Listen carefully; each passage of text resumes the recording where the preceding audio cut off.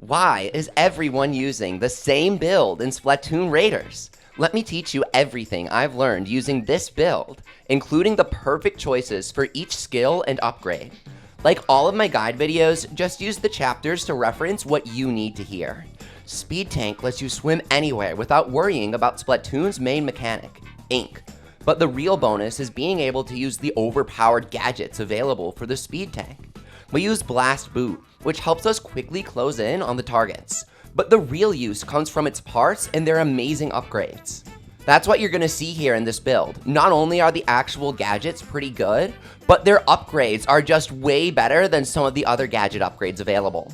For example, Damage Surge is a speed gadget exclusive ability, at least for now.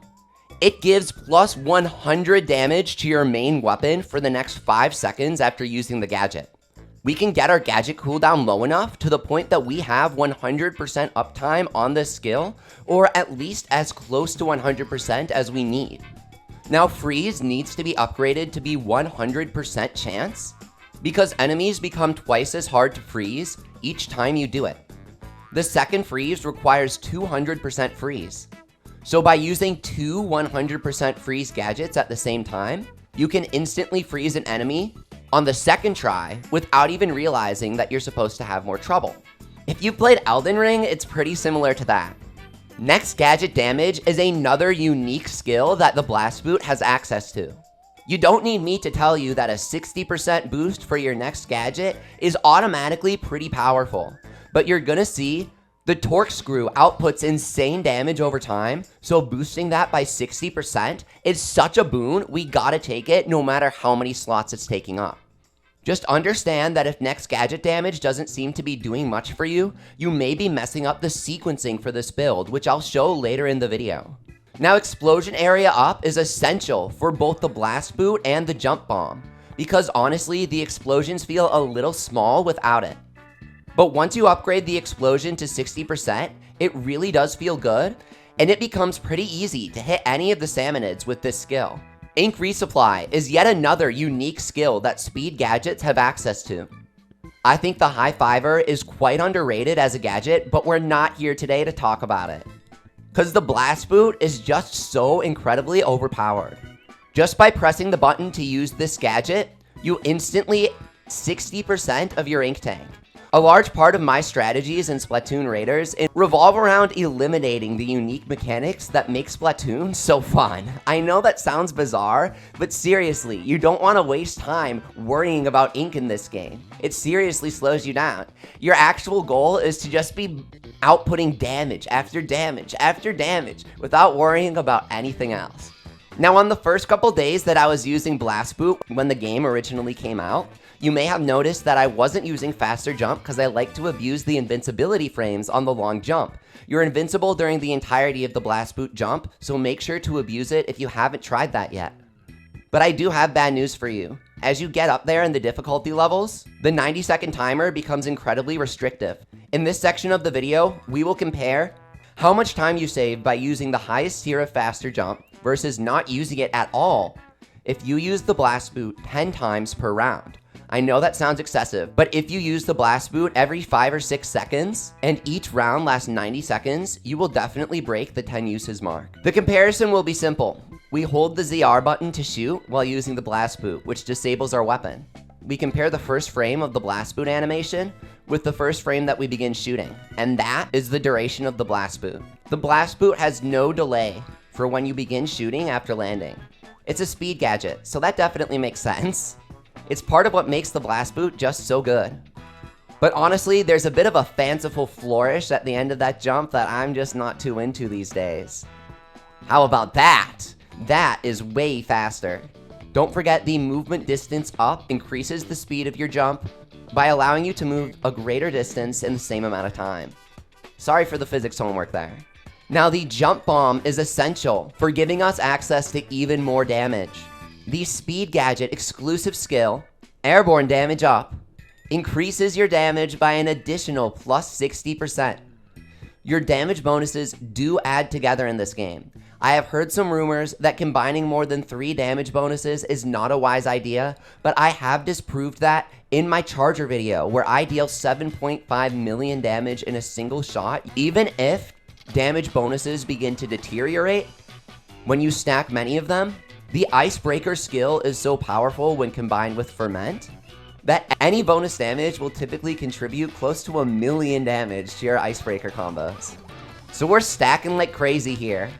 Now 60% ink resupply on this gadget as well is going to sound excessive, but you can deplete your tank in 3 charges with the 4K charger, and it only takes 8 uses of the heavy roller to run out of ink. If you have max ink resupply on 2 of the strongest gadgets in the game here, you will never worry about ink again, especially when combined with the speed tank itself, allowing you to swim anywhere that enemy ink may be. It makes this game go from a contemplative ink-based Splatoon game to just vampire survivors spamming random crap. And honestly, that's exactly why this game feels so fun and refreshing compared to normal Splatoon. A lot less multiplayer disconnect sending me straight back into the queue, and way more instant fun. I already explained why you need to max out freeze. If you still don't understand, just use it for yourself, and trust me, you're gonna get it. Freeze is really powerful, and you need to have 100% on both of these gadgets. It's really not up for discussion. Even if it feels like an excessive amount of slots and a huge amount of Spiral-like gems to create and upgrade these upgrades, you need all of them, and you need all of the upgrade slots when you're getting up in those difficulty levels. I experimented a ton with both no upgrades and yes upgrades on these gadgets, and trust me, yes upgrades makes a hell of a difference, including making my brain light up when it sees those shiny trading card holo foil graphics. I mean, it's just beautiful. It makes me really happy. Oh, and they're strong too, don't forget that. Now, other gadget cooldown is such a unique skill, and it's also a characteristic of these speed gadgets. I don't understand why they gave speed so much to work with. So we're gonna abuse this 10% gadget cooldown reduction on use by taking the Double Trouble skill as well, which gives us 2 charges of the jump bomb. Now I need you to understand something incredibly important about Double Trouble and how it interacts with the timer in this game, because I think that a lot of people understand that Double Trouble is a powerful choice, but not everyone is aware of just why it's so strong. We are pressed for time in this game, and we're trying to use our gadgets as many times as possible.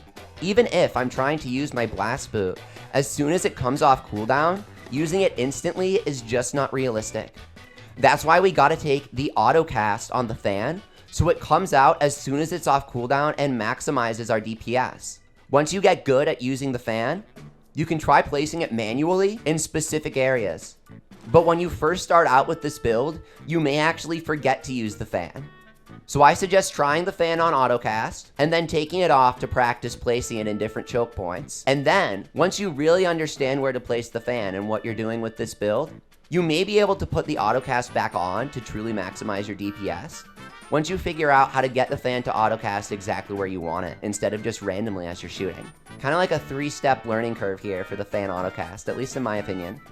But speaking of the Torquescrew fan and its various gadgets to tinker with, the fan does feel like it has a unique problem in this game. You only have 9 skill slots to work with for each gadget, and you may laugh when I say only. But once you purchase the upgrades that reduces the number of slots each part takes up, you're really going to be cooking. Any of these 5-star gadgets typically get reduced by 2 slots when you upgrade them, unless they take up 3 slots. Then they only get reduced by 1, because that's just fair.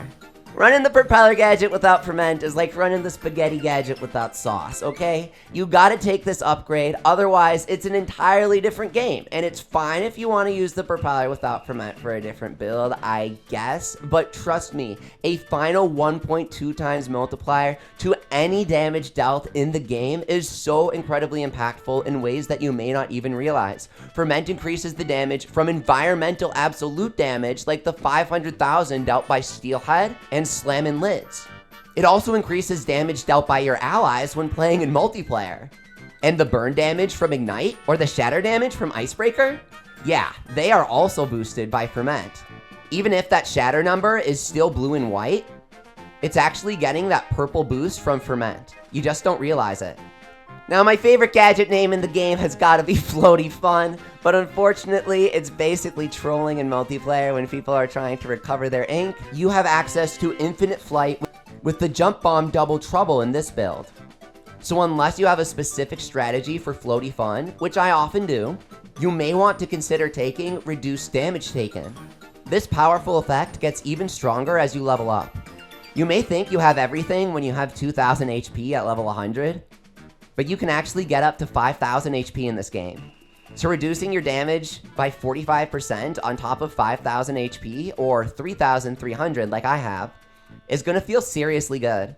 Once you learn to abuse the jump bombs instead of just relying on Floaty Fun, activating that damage reduction field and boosting its area of influence, using Vortex Area Up upgrades, is truly the best strategy, at least in my opinion. Meanwhile, Suction Force Up is absolutely essential, because it's another one of those gadget upgrades that proves Torquescrew is positively game-breaking. As if reducing the damage you take in the field isn't enough, this Vortex will disable Salmonids from acting by pulling them in straight to the center. And once they reach the center, the Propeller's fan is going to deal another hit that's stronger and slower than the Vortex hit. So they'll take 20,000-30,000 damage per tick from the fan itself. Now my fan is really strong, and we're running a special build today, so you can see that it deals 82,000 damage per tick with the Propeller itself, and that's not including the Vortex damage. Yeah, a single fan use there dealt over 1 million damage over a few seconds. If it deals 1 million damage over 10 seconds, that means the fan is dealing 100,000 damage per second by itself to each Salmonid that's inside. You may think it's hard for Salmonids to get hit by that tiny Propeller hitbox, but trust me, it's small for a reason. This whole whirlwind is going to suck all the Salmonids in, and they will get hit by the Propeller, guaranteed. Now you may be thinking that the fan can't get better, and that's where I have good news. My favorite skill in the whole game is Mega Power Egg Collection, because we've all been there losing by 1 golden egg in Salmon Run because we couldn't get the dang egg to the basket. Well, guess what? There is no basket, and now there are no eggs. Because anytime the eggs may be appearing on the field, this enormous screw you big fan will instantly pick up any eggs. If you have a second or less than a second left in the round and you kill an enemy inside your fan, you will still win the round by instantly picking up the egg. Seriously. There is a small intangibility period for each Mega Power Egg when they spawn, but putting that aside, your fan will instantly pick them up as soon as you're able to. Honestly, I don't think the testing range is that great in this game, even when you upgrade it. I'm really hoping they'll change it to let us do a lot of different things. So I'm just going to include a bunch of footage of me using this build in action while grinding floors 97 to 99. We finished the build off with as much duration up as we can fit, while also including some Vortex damage up.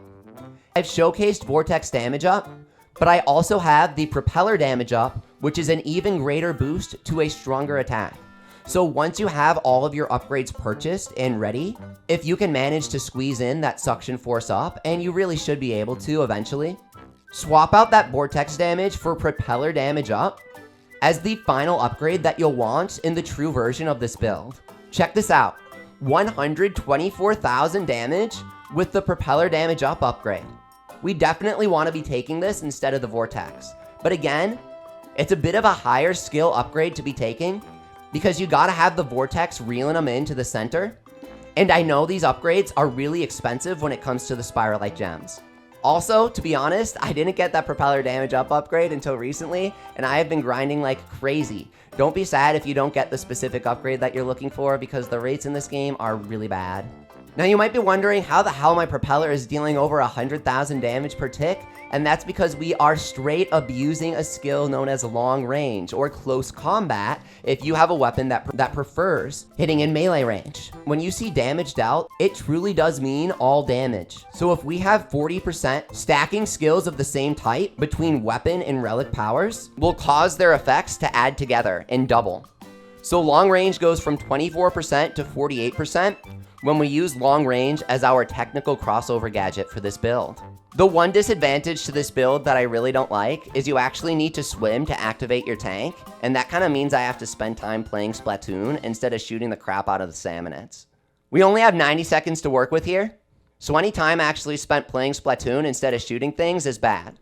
Now, something I want to note about this build that I never really see anyone mention, Speed Tank has a pretty powerful hitbox that surrounds your character when Speed Tank is active. And of course, that damage is boosted by Power Tank, which we're taking as a relic. If we take Enhanced Speed Tank, it's not only super useful, it also boosts the damage of gadgets such as Blast Boot, because we're dealing a huge hitbox around ourselves in addition to the gadget itself. This strategy falls off as you get deeper into the higher difficulty levels and enemy HP becomes inflated. So later, we will replace the Speed Tank upgrade with something like Squid Attack, which allows us to instantly push powerful enemies off the stage. I made an entire video dedicated to explaining this dangerously cheesy strategy that we originally used in our Squid Attack only runs of Side Order, so go check it out if you never saw that. I know a lot of people are going to have their own preferences for the utility skill choices in this build, so I want to run down each one I like and why I like it. The essential thing to keep in mind is that utility skills in this game, at least from my perspective when creating builds, is saving you time. We cannot equip a skill that gives us 10 bonus seconds, but if we could, we would take it every time. So what we do instead is take skills that prevent us from burning so many seconds when we do basic actions. If your weapon chugs ink, take Ink Pro. You save time because you spend less time in your ink. So that super slow charge you do while out of ink is actually faster with Ink Pro. Movement speed up is self-evident, though you may claim it's a bit redundant when you already have Speed Tank available. Honestly, I feel like things feel even better when you have Speed Tank plus Speed Up available, and that Max Speed Up relic is basically a constantly active base Speed Tank boost. All Set is maybe my favorite skill in the game, but I know it's going to be a controversial choice to a lot of people looking to this video for beginner advice. If you feel like you can't maintain your HP because it's hard to stay at full health, then please take one of my favorite skills in the game, Mega Power Egg Collector. When combined with the fan that instantly collects all Mega Power Eggs, your HP is going to be replenished and your ink will be replenished to full anytime that you take a Mega Power Egg. I believe what actually happens is your ink tank is replenished by half and your HP is replenished by 1000 HP, but many of the strongest enemies that are chunking out your HP drop 3 Mega Power Eggs at once, and even at level 400, you barely have 3000 HP. So if they drop 3 Mega Power Eggs, that's 3000 HP and a guaranteed full ink tank, which makes Mega Power Egg Collector a super good utility skill in my book. If you dare to combine it with All Set, that means you're giving yourself maximum survivability and maximum uptime on a powerful damage boost. So it's a good combination of safe and strong. Like I said, a lot of these skills are going to be up to personal preference, and I really want to encourage you guys to experiment, because a key part of my content is giving you guys the information and strategies you need to make your own decisions, and we all have our personal preferences when it comes to doing well in this game. Now, if you like the Speed Tank, you may be tempted to take Gadget Recovery Speed and Gadget Recovery Thrill, but honestly, I would not recommend them for this build because we're trying to abuse the 10% gadget cooldown on the Jump Bomb. Anytime you do the Jump Bomb, you get 10% gadget cooldown. So when you're actively using this build, you will never have your fan unavailable. Even if we seem to be a bit low on cooldown and duration, when you look at our fan upgrades, it turns out that we're perfectly fine, thanks to the craziness that comes from combining Double Trouble with next gadget cooldown. So instead of taking cooldown skills, we're going to try to maximize our damage. I really encourage you guys to play around with All Set and Mega Power Egg Collector as a combination, though you may feel the need to save time with other methods. If you're getting one shot by powerful skills like the Tong Attack from Strong Arms, try taking Lifesaver to recover from danger faster. That 20% increase makes more of a difference than you may realize on paper. There are so many times that I'm really close to recovering from danger and I want to come out of my ink to shoot an enemy, and I just can't because I gotta stay in there for one more second. And that's why Lifesaver is such a powerful skill. Not only that, your life is recovering constantly at a pretty fast rate. When you take Lifesaver, that healing over time increases by 20% as well. There's a lot of weird math that goes into this here, but let's say you're trying to avoid getting hit by an enemy and they deal 1000 damage. If you've only healed up to 980 health, you're gonna die. But if you've healed up to 1001 health, you're gonna survive. Healing more health per second using the Lifesaver skill is kind of a gamble. However, it increases your chances of surviving enemy attacks, especially when you have a larger health pool. You never know how much damage that random small fry is gonna deal to you. It's been 0 days since I've last died to a small fry. Long range damage is absolutely essential for this build because you want to keep your distance from Salmonids sometimes, just to keep yourself safe. You won't always be triggering that close combat, so long range, with its powerful 24% increase, is still a great skill to take. But there's an even better reason that we've already demonstrated. When walking away from your fan, it gets its damage increased by long range as well. And that fan's going to be a large portion of our damage. Long range will also boost the damage of Ferment Explosion, of course, but that goes hand in hand with our fan combo, right? Now you may be tempted to take concentrated attack, but the Torquescrew fan is sort of bugged and makes the skill not function with any weapon in the game, no matter how fast it fires. If you truly doubt me, please see my 2 videos I made about this skill, because a lot of people didn't bother to watch the first one entirely, so I had to make a second one demonstrating that it's really not a good idea to take this skill with the fan. If you still want to take it, be my guest, I guess, but this video is about the absolute perfect choices that I have determined work for this build and for my playstyle. And I'm really recommending some specific choices for you guys here. A lot of people like Mega Power Egg Burst, but I just don't think it makes enough of a difference on the higher difficulty levels. Submerge Recovery Enhance is really good for helping your HP and ink recover while in ink. However, it's not as good as Lifesaver and Ink Pro in my specific opinion, even though Ink Pro and Lifesaver are specialized for one or the other. Recovering ink while submerged is simply not as good as straight reducing the ink that's consumed by your weapon, because reducing ink consumption is proactive, while increased ink recovery is reactive, which means you're spending time, and I don't like spending time in this game. Since each shot consumes less ink, if you're out of ink and you're trying to do one charge, Ink Pro will allow you to fire off sooner, which can be the difference between shattering an enemy and dealing no damage. The really important thing to understand about this build is that you don't necessarily need to take Ink Pro even if you're running Charger, because the 60% ink resupply is just so overpowered and you're spamming the crap out of your gadgets. So if you truly want to maximize your power, I suggest replacing your ink skill with Squid attack on the later difficulties to ensure you can counter beefy enemies like strong arms and thick cut salty tongues by simply knocking them off the stage. This leaves us with a base essential build of long range and power pro for the relics. For your third skill, you should choose something that provides utility and saves time according to your preferences. This could be Lifesaver, or Speed Up, or even the enhanced version of Speed Tank. If you're having difficulty getting splatted by powerful enemies because that difficulty just keeps getting higher, try taking Mega Power Egg Collector. You may not think it directly saves you time, but you honestly tank straight through things if you know you're going to kill the enemy.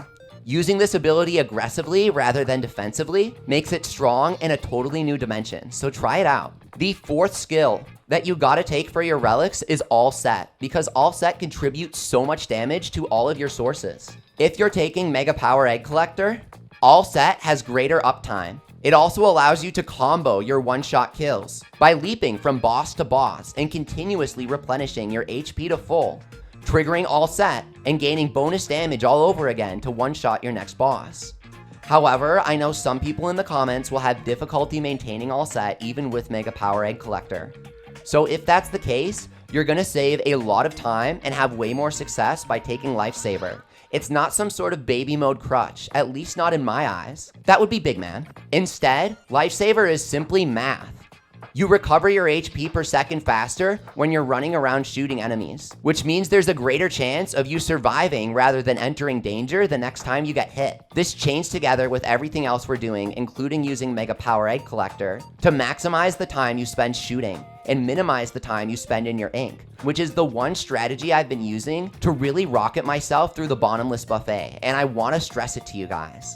So if you are not taking All Set, and you have one more relic slot to work with, take another time-saving relic skill instead. Speed Pro will even increase the damage that you deal to enemies surrounding you and help you knock people away when you're surrounded. But the issue with trying to invest in your tank bonuses for this build is you don't have one of the two powerful tank activating gadgets, Meteor Mitt or Flyliner. It's really the only flaw in this otherwise amazing build, but that's just because game balance is unfortunately a thing in this game.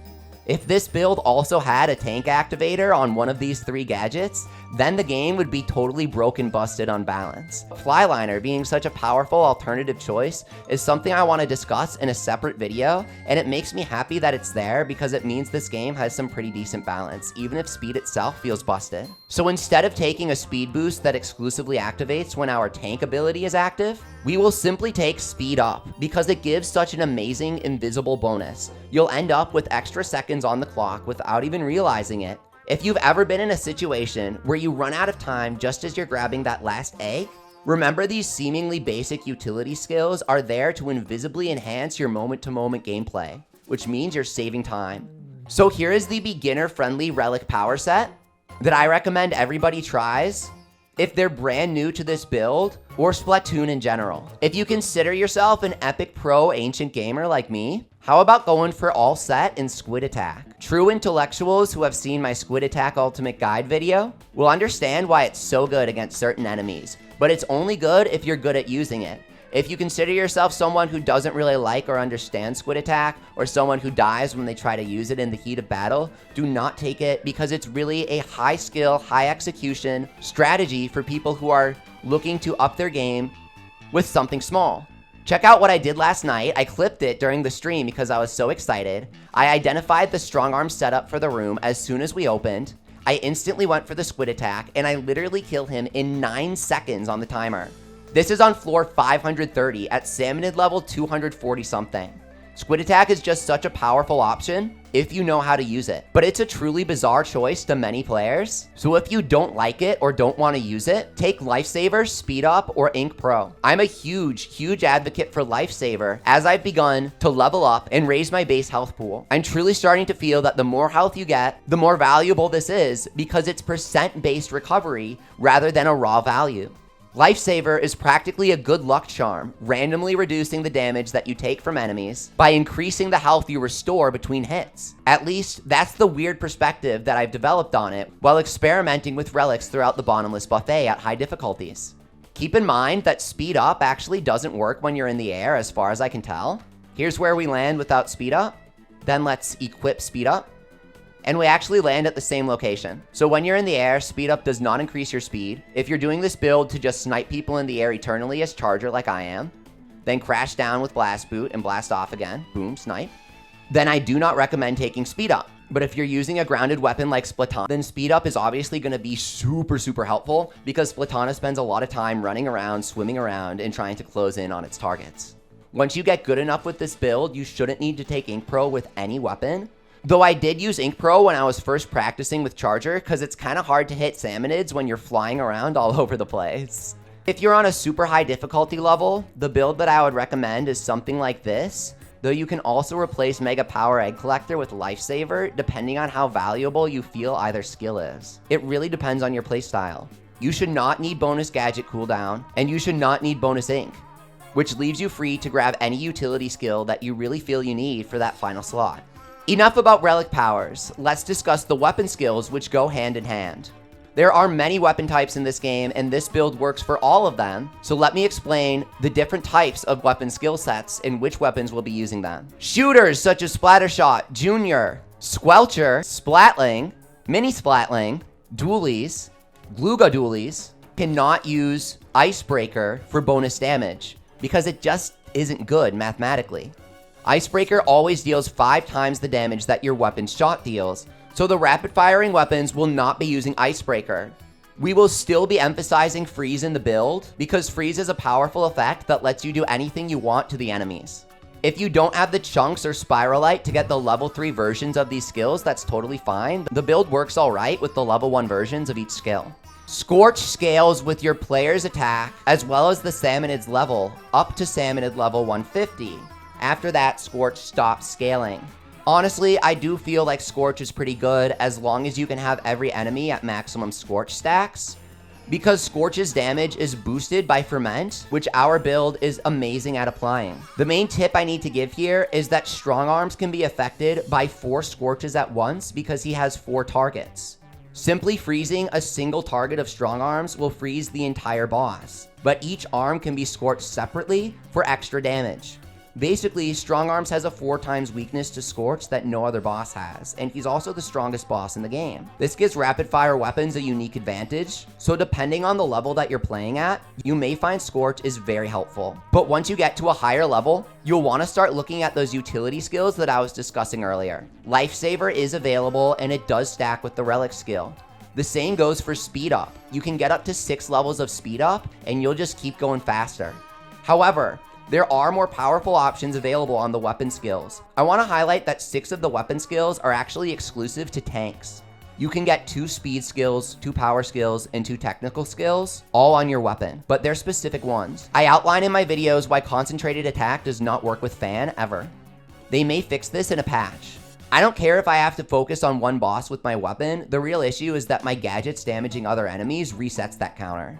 Submerge Recovery Enhance could be helpful if you're playing with something like Splatana, but in general, you shouldn't be spending time in your ink with this build, so I wouldn't use a weapon slot on this skill. Close combat is essential for many weapons because Salmonids are constantly throwing themselves in your face. You do have Jump Bomb to get the hell out whenever you need, but damage is damage and you don't want to stop shooting. So no matter how much of a pro you think you are at staying in long range, close combat's still gonna help sometimes. With that in mind, combining close combat and long range on your weapon actually is a valid option. You're going to be pretty close to your fan and triggering that close combat whenever you're not triggering the long range bonus on it. Meanwhile, Risky Reward is another one of those skills that I love to recommend like all set, but I know it's not going to vibe with everyone.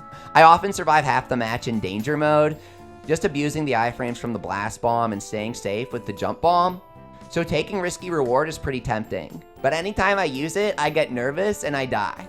It requires practice, but I know that Risky Reward has to be the most powerful build in the entire game. But the issue is, higher difficulty levels are not just increasing the damage and HP of the enemy Salmonids, they also spawn more Salmonids, and they tend to be seasoned at a higher rate, so it truly does get harder. Risky Reward makes those bloated health numbers way easier to deal with. Just keep in mind that flyfish actually do start spawning for once you get to the Bottomless buffet.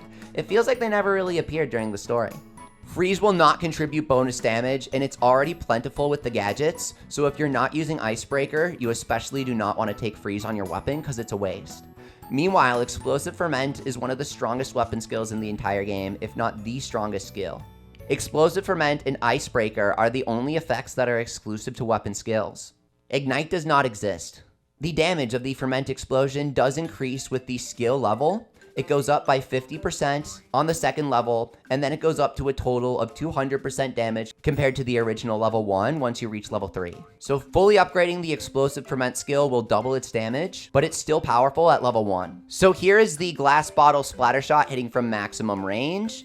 As I close in, you can see the numbers never change. What you may not have realized is I do have long range equipped on the weapon and the Relic skill at the same time. So that means that Glass Bottle Splattershot does not reach long enough to effectively utilize the long range skill. So the question is, do we still want to be taking long range to boost the fan?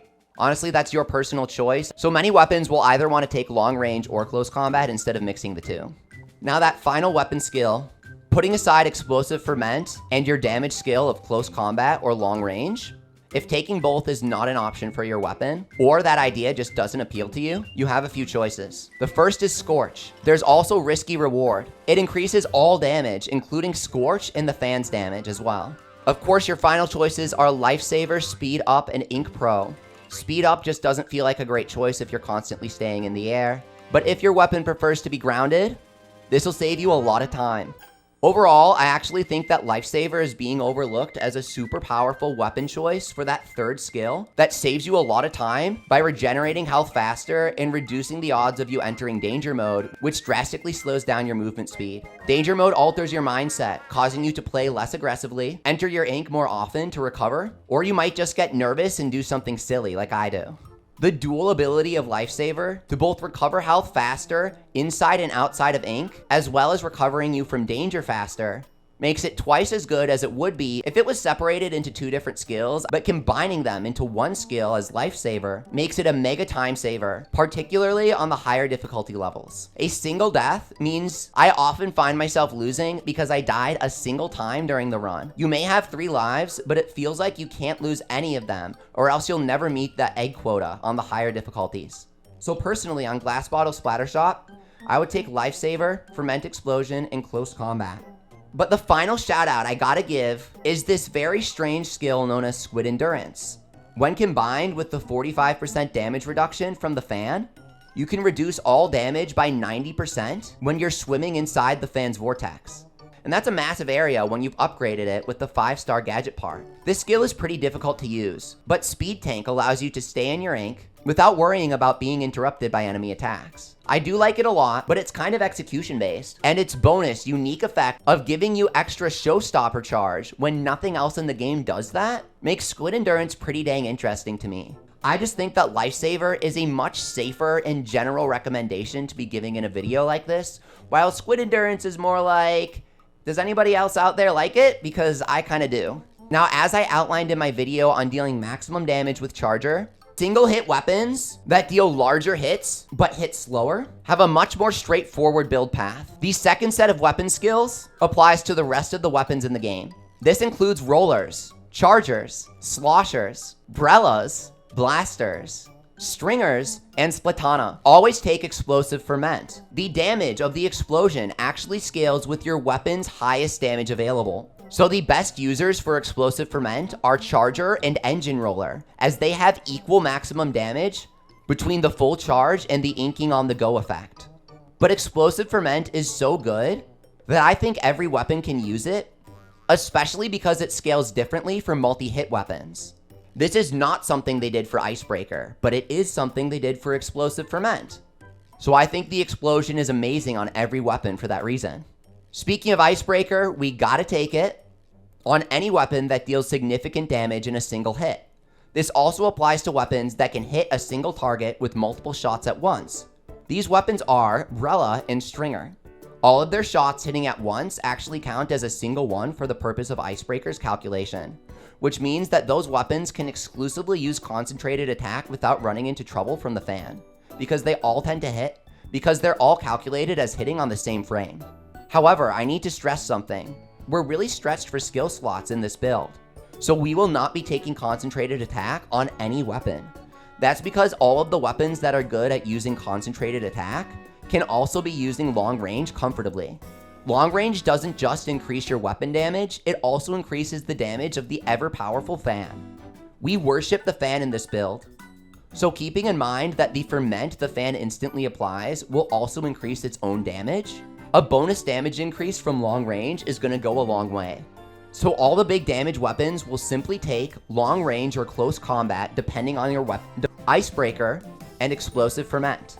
The multi-hit shooters are a separate option that sacrifice instant burst damage for bonus utility, so you may really enjoy them earlier in the game, while feeling pressured to build into the higher burst damage once you get to the higher difficulty levels. I really think any weapon can do whatever in this game because there's so much you can do, especially in multiplayer, but we're gonna need some patches and rebalances, which the Splatoon team has given us plenty of in the past, if we want to see every skill being viable. I think things like Grilled Squid combined with Ignite are supposed to be combos, but they just don't work that well.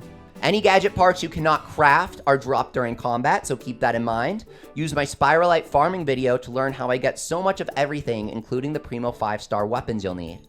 If you're deciding between the Toy Shark Blaster and the Butane Blaster for this build, keep in mind that the long range bonus multiplier is larger than the close range one.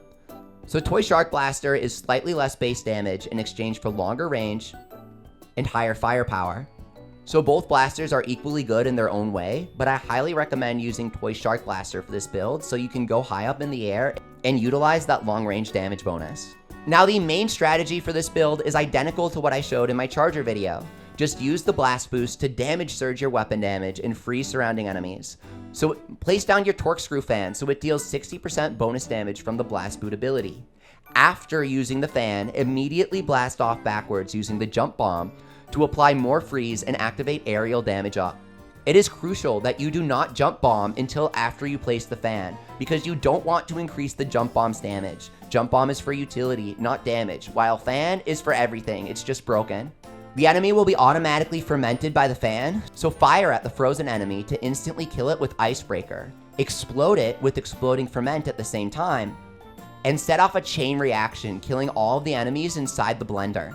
The goal here is to place your fan in key choke points, causing every Salmonid in the area to enter the chaotic blender situation, which is actually your greatest strength, because a single chum is going to set off that chain reaction and clear everything out in a therapeutic burst of ink.